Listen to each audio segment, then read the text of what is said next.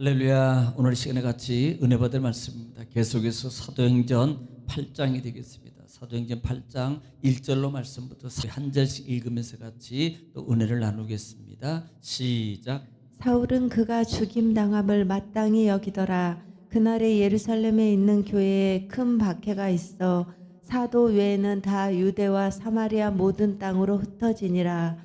경건한 사람들이 스데반을 장사하고 위하여 크게 울더라. 사울이 교회를 잔멸할세 각 집에 들어가 남녀를 끌어다가 옥에 넘기니라. 아멘. 사랑의 아버지 감사합니다. 지난밤도 하나님 은혜 가운데 저희들을 주 안에서 쉬게 하시고 또 하나를 허락받아 이 새벽에 주님을 찬양하며 또 하나님 말씀을 읽고 또 전하고 받기를 원합니다. 말씀은 하나님이시요, 말씀은 지혜요, 말씀은 능력이요, 말씀은 치유요, 말씀은 축복이오니 이 시간도 말씀의 생명의 능력을 우리에게 하나님 베풀어 주시옵소서. 이루어 주시옵소서. 역사하여 주시옵소서. 예수님의 이름으로 기도 올려옵나이다. 아멘.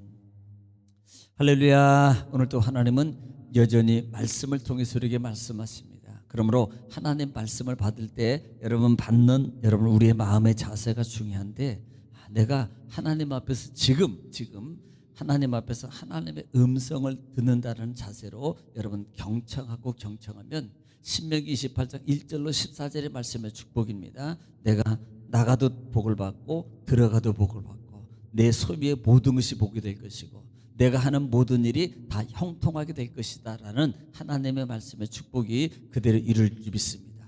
또 말씀이 선포될 때 우리가 여러분 화답해야 될 단어가 있습니다. 말이 있어요. 그 말은 아멘입니다. 아멘은 하나님께 영광을 돌린다는 의미고, 아멘은 하나님 말씀이 그대로 내 삶의 터전 속에서 이루어질 줄로 믿습니다라는 신앙의 고백의 소리입니다. 또 아멘은요, 우리 마음의 기도의 소원이 담겨져 있어요. 그러므로 하나님 말씀이 선포될 때마다 여러분 입을 열어서 소리를 내서 아멘함으로 여러분 아멘의 축복을 누리는 여러분 되시기를 다시 한번 주의 이름으로 축원합니다. 자, 우리는 지금 계속해서 사도행전 말씀을 통해서 같이 은혜를 나누고 있습니다. 오늘부터는 8장으로 들어왔는데요. 자, 지난 시간에 이 스데반 집사 일곱 집사 중에 이 스데반 집사가 성령이 충만해가지고 여러분 뭐 했어요? 복음을 증거할 때 놀라운 표적과 기적이 나타납니다. 사실 그 사건 때문에 바리새인들에게 유대인들에게 잡히게 돼요. 그다음에 모욕을 당하게 됩니다. 거기에는 뭐가 포함돼? 거짓 증언까지. 그래서 결국은 스데반 집사는 그 빌라도 법정에까지 쓰고 가야바로 말미암아 이 가야바 이 사내들인 공회까지 갔는데 가야바로 말미암아 이제 신문을 당하는데, 진짜 그 증인들이 그 말이 맞냐라고 질문할 때 이 스데반 집사는요 정말 아브라함 때부터 창세기부터 시작해가지고 출애굽기까지 지금 계속 설교를 해요. 심지어는 성전까지도 말합니다. 자, 그 이유 중에 하나가 뭐라 그랬습니까? 그들이 변화받지 못한 모습, 받아들이지 못하는 모습, 심지어는 성령을 거스리는 모습. 성령을. 또 하나는 그들 속에서 진짜 하나님을 보지 못하고 외형적인 것에 치우쳐 있는 외적 신앙의 모습 속에서 벗어나지 못하고 있는 것들을 여러분 이 스데반 집사가 현란하게 지적할 때 그들은요 그 말을 듣고 난 다음에 어떻게 됐어요? 그들이 마음에 찔림이 왔습니다.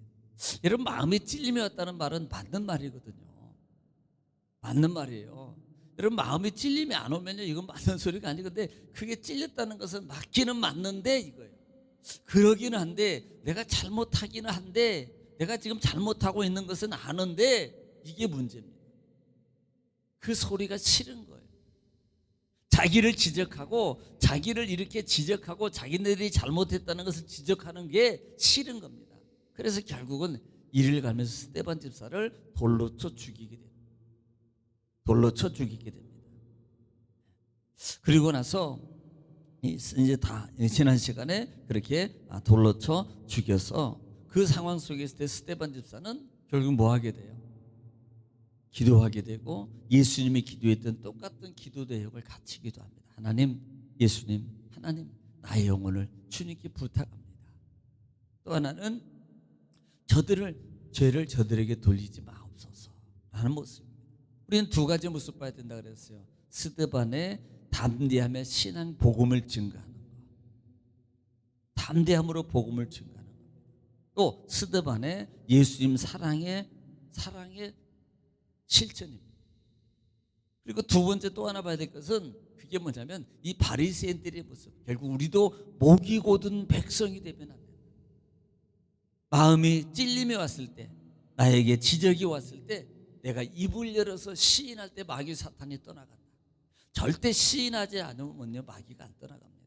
여러분 꽁꽁 거기에 묶여가지고요 내 모든 것을 막아버리는 거예요. 그래서 지적해요. 잘못했네요. 그렇게 하면 안 됩니다. 예 맞습니다. 할렐루야. 저는 죽을 죄인입니다 라고 입을 열어서 내가 시인할 때 마귀는 떠나가게 되어 있다는 사실입니다. 자, 오늘 8장에 들어왔습니다. 1절 말씀부터 읽으면서 같이 또 은혜를 나누겠습니다. 1절입니다. 사울은 그가 죽임당함을 마땅히 여기더라 그랬어요. 사울은 죽임당함을 마땅히 여기, 그날에 예루살렘에 있는 교회에 큰 박해가 있어 사도 외에는 다 유대와 사마리아 모든 땅으로 흩어지니라 그랬습니다. 자, 지금 그 자리에 누가 서 있었어요? 사도 바울이 아니죠. 그때 당시는 사울이 그 지금 스데반이 죽는 현장에 서 있었어요. 우리는 뭘 봤습니까? 두 증인이 겉옷을 벗어가지고 스데반을 돌로 쳐 죽이는 장면이 있을 때에 사울 앞에 자기 옷을 벗어 던져. 여기에 예유가 있다 그랬어요. 왜냐하면 로마 시민권을 가진 사람입니다. 네가 이 증인이 돼줘야 돼. 우리는 잘못 없어. 너도 같이 동조했잖아. 이거 네가 나 막아줘야 돼. 거짓 증인자들이 그 옷을 던져서 놨다는 이유 중에 하나라 그랬습니다. 그런데 이 1절에 보니까 사울은 그가 죽임당함을 마땅히 받는 거예요. 그때 당시에 사내들인 공은 당원 아닙니까? 저거 당연히 죽어야 돼. 신성모독하잖아. 우리를 비방하고 있잖아. 지금 그거 우리를 지적하고 있잖아. 지가 뭔데? 그래서 죽임을 당하는 것이 마땅하다고 여기더라 이 말입니다. 여러분 여기서의 마땅하다는 이 단어의 의미가 뭐냐면 동의하다, 그 다음에 합의하다, 승인이다는 말입니다. 여러분 이것이 단순히 그것으로 끝나는 게 아니고요. 이 말의 의미 속에 담겨진 내용이 뭐냐면 주도적 동참입니다. 그러니까 주도적 동참이라는 것은 그 스데반을 죽이는데 일분의 역할을 감당하는 거예요. 다른 예를 들면 선동, 야, 이거 돌로 쳐 죽여야 돼. 돌로 쳐 죽여. 이렇게 주도적 선동을 하는 역할을 하는 겁니다. 이 사울이 바로 그런 요소 속에 있었다는 거예요. 자, 그러니까 그렇게 주도적 하더라. 마땅히 여기더라. 그날에 예루살렘 교회에 큰 박해가 있어. 그러니까 사울이 지금 이렇게 큰 예수님이 죽은 이후에요 성령의 바람이 불게 되고 그 다음에 그 성령의 사건 속에 있을 때 그 다음에 유대인들이요 보세요 로마와 더불어서 예수 믿는 사람들을 다 잡아들이는 장면입니다. 그러니까 교회에 큰 박해가 있다. 교회라는 단어가 뭐예요? 에클레시아입니다. 그때 당시에는 뭐가 있어요? 교회가 아직 안 세워진 거예요. 네, 지금도 성전 시대입니다. 제사들을 이런 시기라고요. 그런데 이 교회라는 것은 뭐예요? 예수 그리스도를 영접하고 하나님을 믿는 모든 무리들에게 큰 박해가 있더라는 겁니다. 그 박해가 있을 때에 어떻게 해요? 사도회는 다 유대와 사마리아 모든 땅으로 흩어지니라. 누구만 남아요? 사도들만 남고 그 다음에 모든 사람들은 다 흩어지니라. 다 도망갔다 이 말입니다. 여러분 뭐가 생각나요? 우리는 이걸 보니까 사도행전 1장 8절이 생각나는 거예요. 오직 성령이 너희 임하면 예루살렘과 유다와 사마리아 땅 끝까지 내 복음의 증인이 되리라고. 이들이 지금 뭐예요? 지금 유다와 사마리아 모든 땅까지 다 흩어져 버려요. 뭐 때문에요? 박해라는 말입니다. 박해. 자, 우리는 여기서 또 하나의 영적 의미를 봐요. 여러분 박해가 뭐였어요? 만약에 여러분 만약에 박해가 없었다면 이들이 사마리아 땅 끝까지 가겠어요. 여기가 좋은데 지금 여기가 은혜의 장소인데, 여기가 지금 부흥의 은혜가 막 쏟아지고 있고 기적과 정말 능력이 나타나고 병 고치는 현상이 나타나고 있는 그런 지금 현장이 되어버렸는데, 이들이 거기를 가겠어요? 안 갑니다. 이들은요, 여기가 좋사오니 올라왔다가 다 여기 있을 거예요. 그런데 뭐예요? 박해가 있더라. 자, 그러면 지금 박해가 나쁜 거예요, 좋은 거예요? 여러분, 박해가요, 하나님의 뜻이었다는, 하나님의 뜻의 섭리 가운데 있더라 이 말이에요.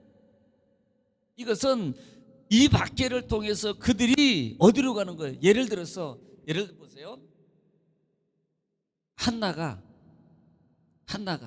또 예를 들어 한나가 그렇게 목이 쉴 정도까지 기도했던 것은 누구 때문입니까? 누구? 네, 분인나예요. 분인나가 그 한나를 격동하게 않았다면요, 글쎄, 한나 아들 못 낳았을지도 몰라요. 못 낳았을지도. 하나님은 할 수 있어요. 그렇게 그냥 해줄 수도 있다고요. 그런데 기도하도록 하나님이 옆에서 뭔가를 주도하고 계세요. 그냥 주시는 것도 있어요. 그런데 하나님은요, 말씀을 따라서 움직이길 원해요. 하나님은요, 말씀을 지키길 원해요. 그냥 축복해 줄 수 있어요. 그런데 그렇게 하지 않고요, 하나님은 말씀을 따라서 움직이면 준다는 약속이 구약부터 신약까지예요. 이게 약속이라고요. 하나님의 법칙이라고요. 그냥 축복 주는 게 아니라 이 말입니다. 그래서 스데반 집사가 약속에 대해서 말한 거 아니냐 이 말이에요. 이것도 우리가 분명히 바로 알아야 됩니다. 능력이 그냥 일어나는 게 아니에요. 예루살렘을 떠나지 않고 있어. 그러면 성령 받아. 원칙이 뭐예요? 예루살렘을 떠나지 말아야 돼요. 이 사람만이 받는 거예요. 바로 그런 약속입니다. 하나님의 축복이 그냥 이루어지는 게 아니라는 거예요. 우리는 여기서 이들이 흩어지는 역사가 하나님께서 그들을 보내셨고, 여러분 나중에 보겠습니다만 그 이유를 이제는 여러분이 그렇구나라고 여러분은 알게 될 것입니다. 2절 말씀입니다. 2절에 경건한 사람들이 스데반을 장사하고 위하여 크게 울더라. 자, 여기서 경건한 사람이 누굽니까? 자, 이미 우리는 1절에서 남아있는 사람이 누구예요? 사도들 외에는 다 도망갔어요. 사도들 외에는 다 흩어졌다 이 말이에요.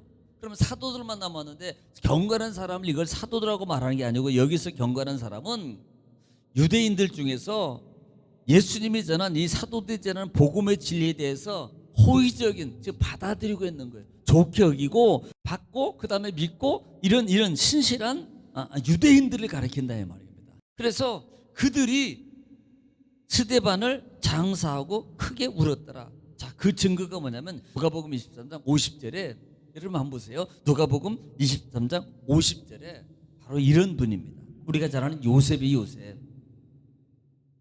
자, 시작. 공회의원으로 선하고 의로운 요셉이라 하는 사람이 있으니, 자, 52절 보겠습니다. 시작. 그가 빌라도에게 가서 예수의 시체를 달라 하여 네, 그 다음에 이를 내려 세마포로 싸고 아직 사람을 장사한 일이 없는 바위에 판 무덤에 넣어두니. 자, 지금 우리는 지금 다 안 읽어도 내용이 뭐냐면, 지금 이 누구예요? 누구를 얘기하는 겁니까? 누가를? 예수 그리스도를 장사하는데 누가 해요? 요셉가 아리마대 요셉이 하는 거예요. 이 사람은 유대인들이에요. 유대인. 그럼에도 불구하고 당당하게 빌라도에 가가지고 예수님 시체 달라고 그래가 누구 자기 지금 사놓고 만들어 놓은 그와 같은 이 무덤에 예수를 장사하더라 이 말이에요. 바로 그런 관계예요. 그런 관계. 이 경건한 사람이라는 사람의 의미가. 3절입니다. 3절에 사울이 교회를 참멸할 때 각 집에 들어가 남녀를 끌어다가 옥에 넘기니라. 사울이 교회를 참멸할 때, 이 교회는 아까도 얘기했어요. 지금은 교회가 세워진 시대가 아니에요. 그다음에 이건 교회는 예수 그리스도를 믿고 영접한 공동체 무리, 회중교회를 말한다 이 말이에요. 그래서 그들을 잔멸이라는 게 뭐냐면, 뜻이 뭐냐면 해치고 파괴하다는 뜻입니다. 그러니까 각 집마다 들어가 가지고 예수 믿는 사람 다 잡아다가 옥에다 가두는 일을, 여러분 그러니 안 도망가요? 다 도망가야죠. 살라면.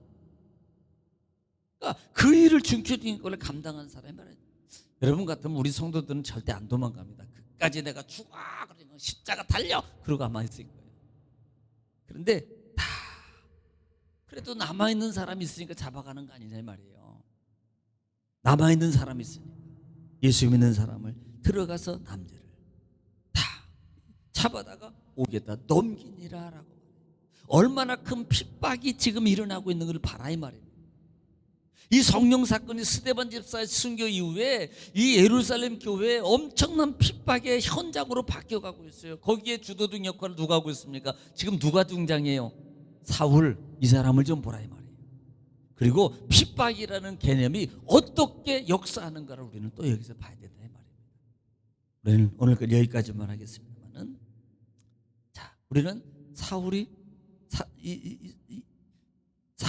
그 죽임 당할 때에 이걸 마땅히 여겼다 그랬어요. 예루살렘에 큰 박해가 있을 때 많은 사람들이 흩어졌다는 겁니다.